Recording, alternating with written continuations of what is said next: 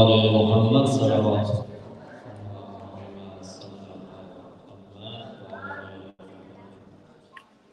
اللهم صل على محمد وآل محمد.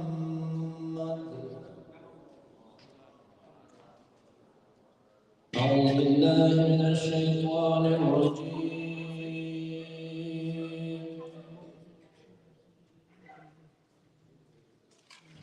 بسم الله الرحمن الرحيم.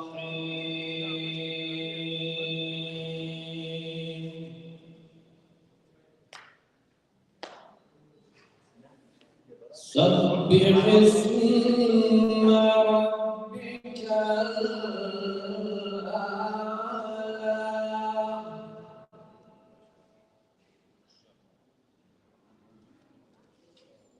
سبح اسم ربك الأعلى الذي خلق فسوى والذي قدر فهدى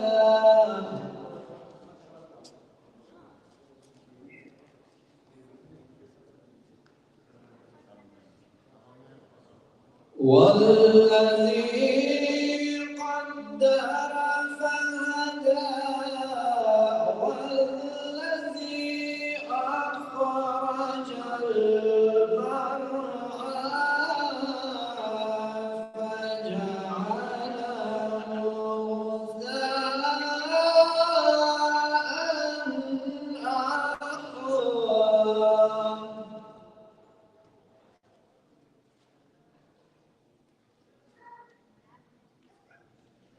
سنقرئك فلا تنسى إلا ما شاء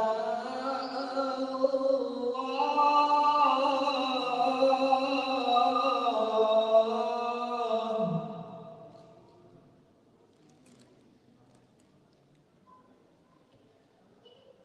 إلا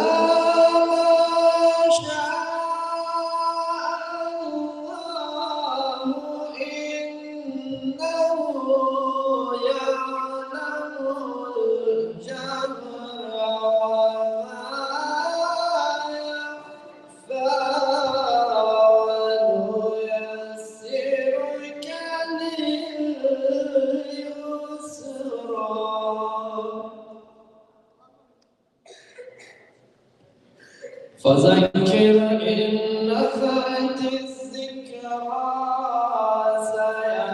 سيذكر من يخشى ويتجنبها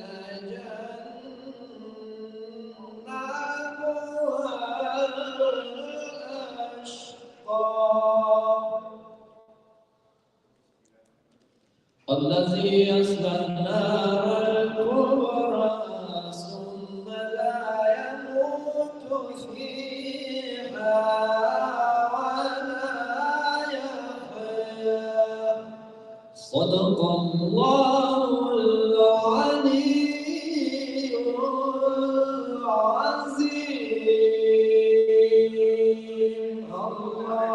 اللهم صل على محمد وآل محمد.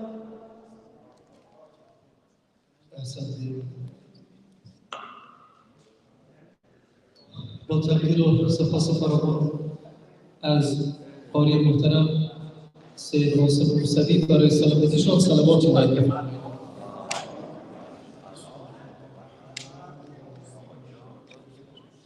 اعوذ بالله من الشیطان الرجیم. بسم الله الرحمن الرحیم.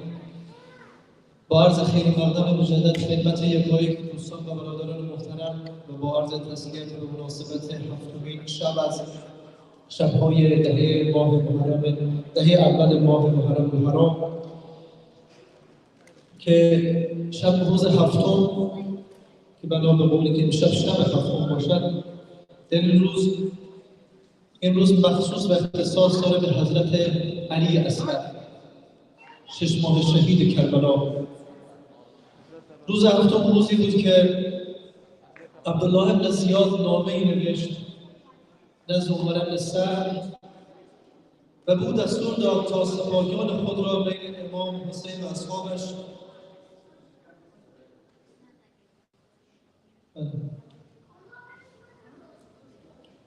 چیزی که من سرچ کردم بهتر گفتن که مربوط به حضرت علی اصغر و به قول حضرت ابوالفضل عباسی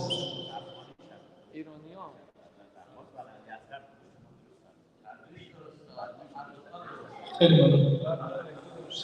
صلوات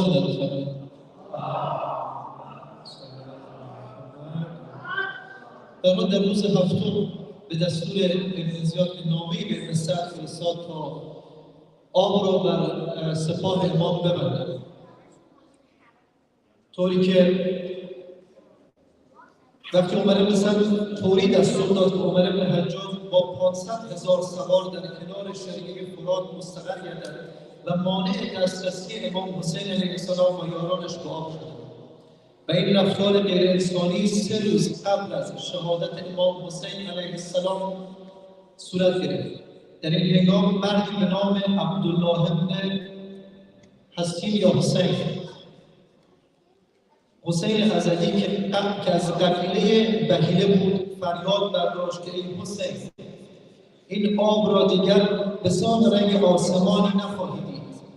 به خدا سوگند که قطره‌ای از آن را نخواهی آشامید تا از آتش جان دهی. امام حسین علیه السلام فرمود خدایا او را از تشنگی بکش و هرگز او را مشمول رحمت خود قرار مده. حمید ابن مسلم میگوید به خدا سوگند که پس از این گفتگو به دیدار او رفتم در حالی که بیمار بود.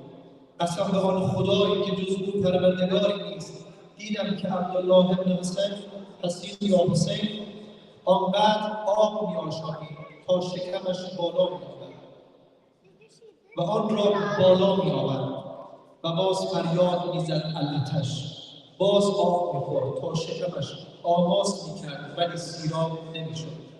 چنین بود تا جان داد.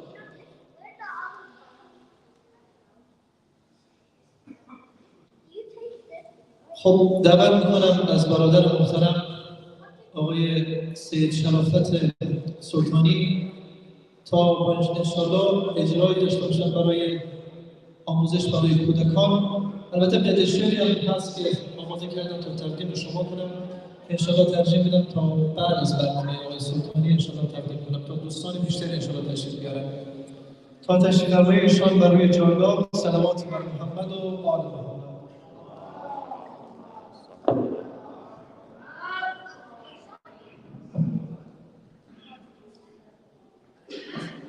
بسم الله الرحمن الرحیم. صلوات بر محمد و آل محمد.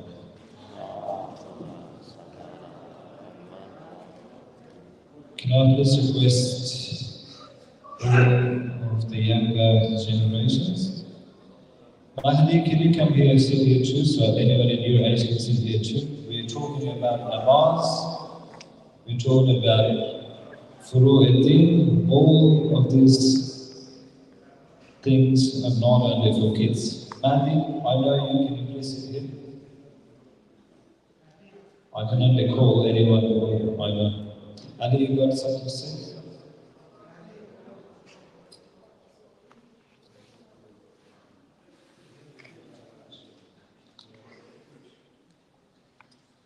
So who's going to volunteer for us to start, all of you, to read Quran? I did, I don't remember who was it. Whose turn was it tonight? Ali, you can read the Quran. What's your name? Hassan. Hassan is going to read tonight because he raised his hands yesterday and then tomorrow. Please welcome Hassan.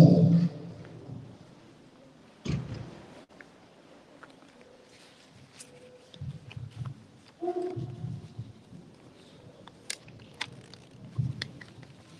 بالله من الشيطان الرجيم. بسم الله الرحمن الرحيم. والشمس وضحاها والقمر إذا تلاها والنهار إذا جلاها والليل إذا يغشاها والسماء وما بناها والأرض وما دهاها ونفس وما سواها فألهمها فجورها وتقواها قد أفلح من زكاها وقد خاب من دساها كذبت ثمود بتقواها إذ انبعث أشقاها فقال لهم رسول الله ناقة الله وسقياها فكذبوه فأكلوها فدمدم عليهم ربهم بذنبهم فسواها ولا يخاف عقباها. صدق الله العظيم. Very well done. Please recite salawat for his well-being. Allah. How old are you, Hassan?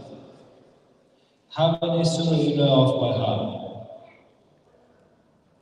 A lot? Very well done. Amazing. Yeah, Ahmed? Okay. So the next thing we're going to read Dua Imam Zamana, because we want to learn the reading. Ahmed, do you know Dua Imam Zamana? Do you want to come and stand and everyone else will bring with you? Hassan? Yep, come please.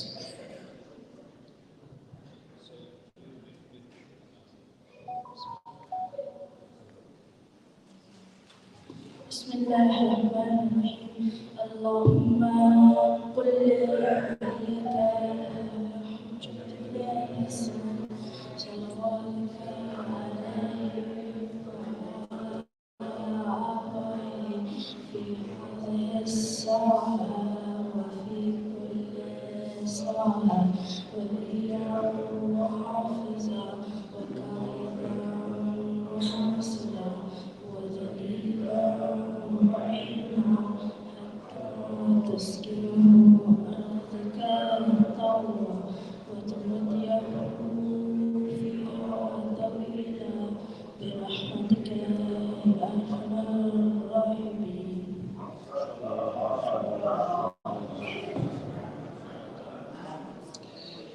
Who else knows how to read Dua Imam Zamana? I'm not going to call you here, I just want to know. You do? Well done. Very good. So last night we discussed about the first of Ru'idin. Mahdi told us all of the 10 Ru'idin the other night. Remember Mahdi? So last night we weren't here. We wanted to know what the first of Ru'idin is. And I said, and some of you in here said, I want to be a doctor, a scientist, psychologist, engineer, whatever you want to be. And we learned from each other, for us to get to our goal, we need to have discipline, we need to have respect to timing, we need to sacrifice, we need to focus, and all of those things. In namaz, while namaz itself is supposed to be a communication between us and God, between us and Allah. So while we are praying, we are doing our namaz, we are really talking to Allah, subhanahu wa ta'ala. But the very nature of namaz, that it has timing. How many namaz do we have? Can anyone answer me? Hassan? 5? 5? Very good. We have 5 namaz. Fajr, Zuhr, Asr, Maghrib, Ashr.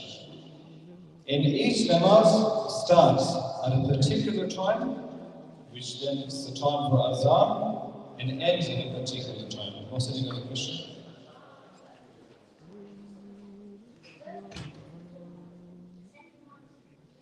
The first one is in John.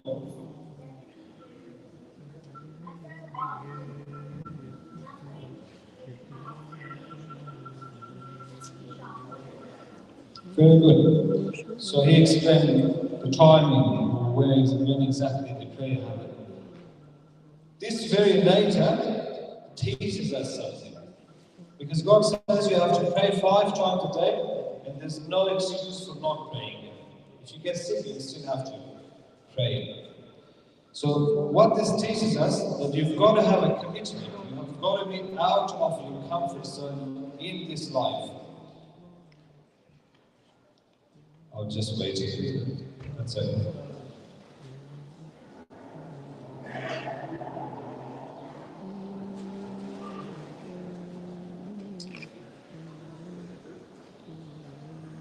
Okay, focus here, please.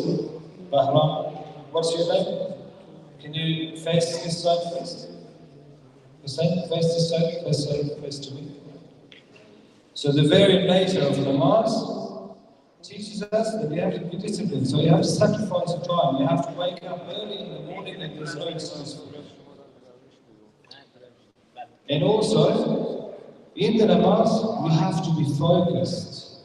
You have to read the surah in order that you are, very well focused, because you are speaking to God.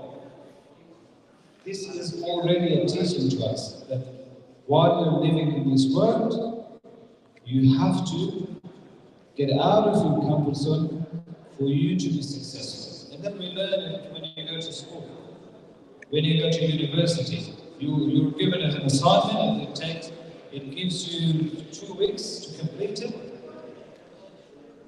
If you start from the day that you are given the assignment, you might have to sacrifice, your daily gathering.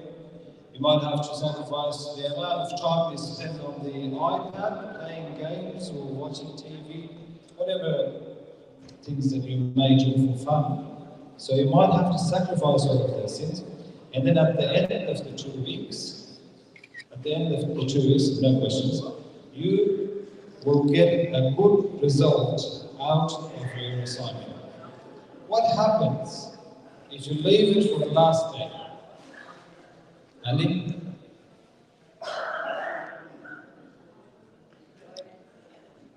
You won't get much mark. Very good. Ahmad, you had a question before? Yeah?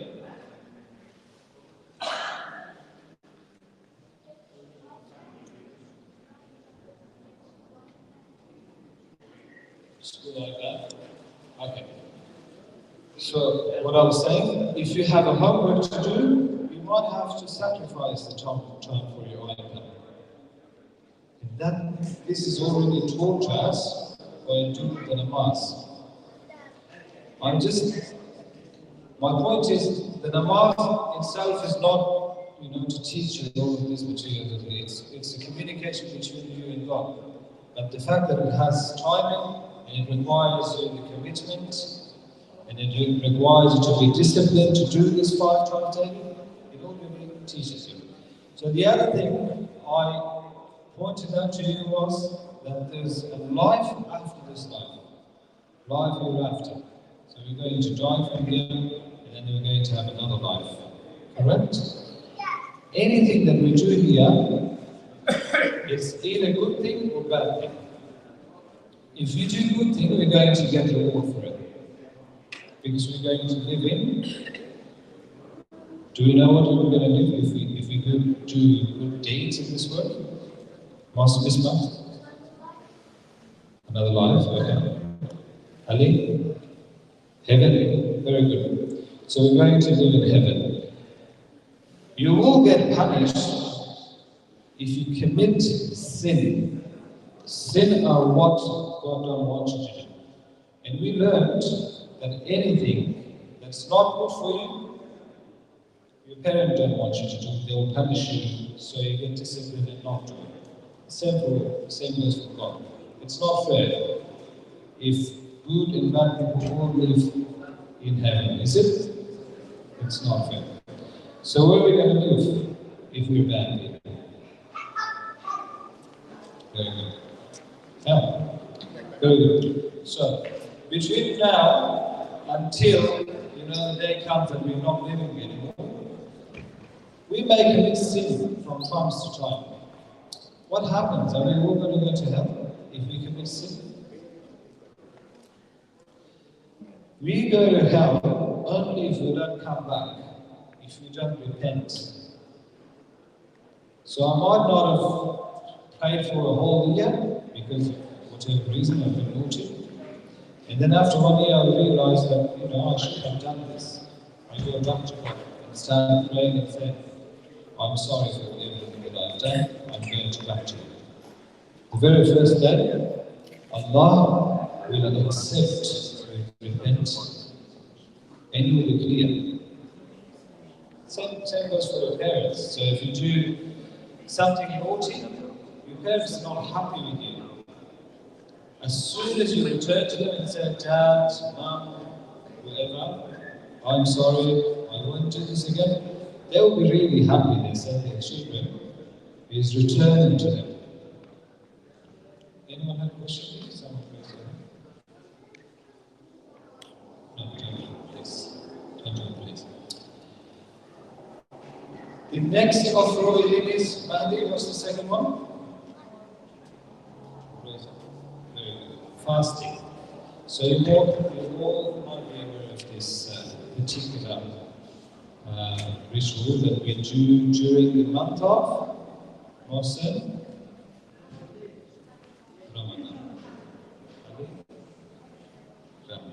Very good. So Allah orders us. This is not for most of you anyway, so it will be for boys, I think, some scholars it will be over 15 years old. For girls, it depends on your growth, so after 9 years old in some cases. It depends on you, so you can ask your parents. But when the time comes, you will have to fast from a particular time to a particular time. Do you know why we do that? Why would you do that?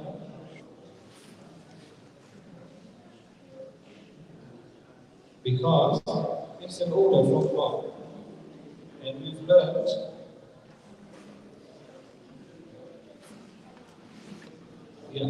so it's an order from God. God tells you to do this. But like namaz, it's an order from God as well. We know it has good things in it already. So when you're hungry all day, what happens?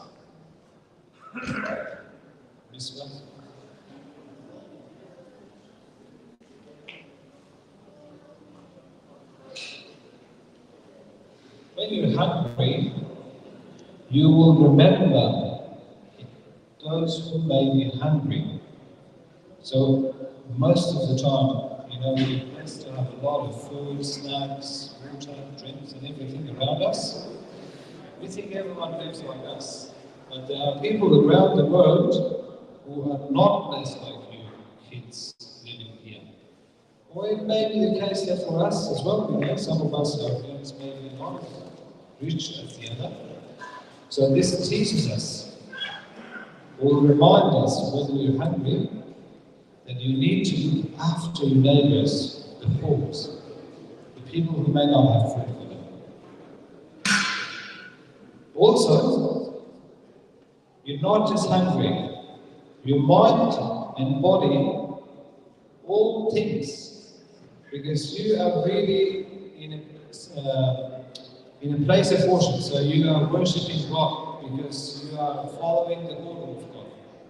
While you're doing that, you are going away, moving away from anything that's sinful, anything that's bad for you. Agree? Okay, that's it. I think I'm going to be able to show one VR video, probably after the Ashura. I've requested someone to come and do that, so that's going to show you the event of Ashura. I can't promise, I've requested someone. So that will happen on the night 12 possibly. Before that I will touch on a couple of more things and then we're going to wrap up what we've learned. While you do that, I want you all to attend here because I'm going to give a reward and it's not fair for me to give a reward for someone who's always been here listening to me and someone who's not been here. Or they've only come one way. Is it fair for me? It's not fair for me. Thank you. Assalamu alaikum.